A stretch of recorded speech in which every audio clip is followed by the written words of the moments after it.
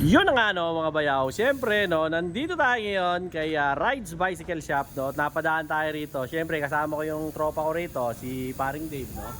Tsaka yung mga tropa natin dito, si Boss Pare ko Jeep, tsaka no, si Paring Ruel ko rito, di ba? Kaso nawala yung ano natin dito, yung logo natin dito, may tumapboard. Sira, no? Meron dito sa harapan nyo, meron silang built bike, yung Mountain Peak Everest Pro na 29er, no? Tara alamin natin, bike check na natin to, wala nang intro, no? Simulan na natin. Pagdating dito sa kanyang head tube, no? 120 mm ang kanyang head tube. Ang ginamit dito, tapered, no? Na headset, na seal bearing na. Kasi nga, built bike no? Ganda. Makikita nyo naman, walang bakas ng mga kung ano-ano, siyempre, at ang ganda ng kulay kung mapapansin nyo, no? Ang kulay niya chameleon, no? Ang ganda ng pagka niya, kulay niya. Tsaka yung niya, Mountain Peak niya, talagang inano na, itawag rito, yung kinlear coat ng maigi, no? Meron din sa ritong pasukan ng kable, makikita nyo, no? Hanggang doon sa labas, no? Dito makikita nyo, walang dugtungan. Ano to, large to tong frame na to mga bayaw, at alloy pa, no?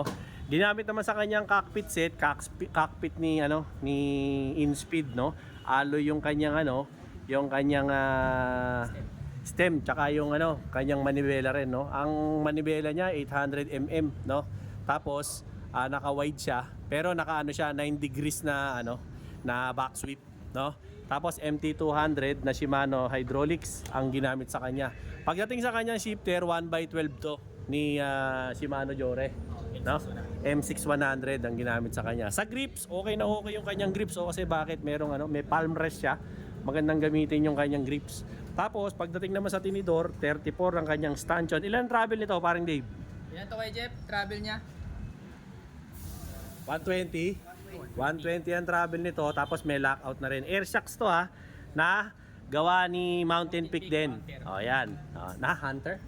Panther. O yan. Tapos ang ginamit sa kanyang hub, si tangke. O yan, 32 holes siya. Pagdating naman po sa kanyang mga rayos, syempre alloy na po yan, no? Ang kanya naman pong rims, 32 holes din ni Aerowick, no? Tapos ginamit sa kanyang gulong, syempre sino pa kundi si Maxi Space, no? Ang size po nito ay 229 by 2. Ayan. Ayan, 2.10. Ayan, ang ginamit sa kanya. Maganda yung kanyang mga knobs, diba? Pang long ride, diba? Okay na okay. Ayos na ayos. Fast rolling yan, no?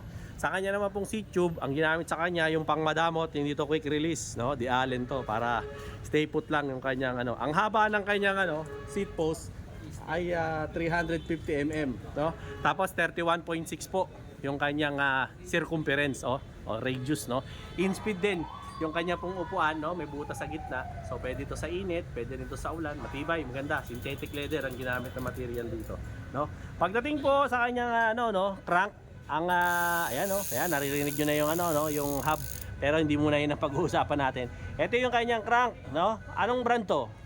Aerowick. Ayan, 36 ang kanyang teeth ng kanyang ng kanyang chain wheel, no? Tapos naka-halotech na rin po to, no? Pagdating naman dito sa kanyang kadena, ayan po yung brand ng kanyang kadena. Kaya na po, ayan, may nakaukit pa, no? Tapos yung cogs naman po niya, Aerowick. Aerowick. Tapos yung kanya pong cogs ay Shimano to? Aerowick din, no? 11 yung pinakamaliit na teeth, tapos yung pinakamalaki naman ay 50 teeth, no? Na 12 speed to ni Aerowick. Yung kanyang RD, ito yung may clutch, no? Ni Jore na M6100, no? Ito yun, M6100. Ayan pa yung kanyang clutch, makikita nyo, no? Tapos, ito na nga, narinig nyo na kanina, ayan yung tunog niyan, no? 6 poles to, no? Na seal bearing, napakaganda. Ang malupit dito, meron tong kasamang pedal, no? Ito yung kanyang pedal, pagka binili nyo, seal bearing na rin. Ang tatak nito? Tangke. O ayan, maganda Tsaka malupit dito, seal bearing na to, ganda na ikot swabing-swabe. Tapos, ang malupit dito, yan may mga spike pa para hindi makawala sa sapatos nyo. Ito, kahit magkapalit-palit kayo ng kabit, walang problema, no? Universal kasi to. Kahit magkapalit ang kanan sa kaliwa, kaliwa sa kanan, okay lang, 'di ba? Ano pa, siyempre, ganun din ang gulong, Maxxis din, no? Na pace ang ginamit sa kanya, no? Pang long ride, 29 by 2.10. Ayan yung kanyang tunog mayaman na Diba? Ang ganda ng baralya, no? Tapos, ang haba nga pala nito, no, nung arm, 170mm, 9/16 nang pwede nyong ipasok na thread dito sa kanyang pedal. So, ang presyo nito, no, syempre gusto niyo malaman kung magkano. Ito ay nagkakahalaga ng 32,500, no. Dito po 'yan kay Rides Bicycle Shop, no, dito sa Sega Street, Quiapo, Manila. Katabi lang nila yung Mercury Drug, no, tsaka yung Bisikleta Manila. Pasok lang kayo dyan sa iskinita na 'yan, no. Hanapin niyo lang siyempre si Boss Paricoy Jeff, no. Siyempre si Boss Dave at saka si Boss Ruel, siyempre. At huwag kakalimutan si Boss Jenber, the Lover Boy, 'di ba? Again, nandyan po ang details sa comment section, no, para makita niyo siyempre yung telephone number, tsaka yung kanilang mga contact details para siyempre maka-avail kayo.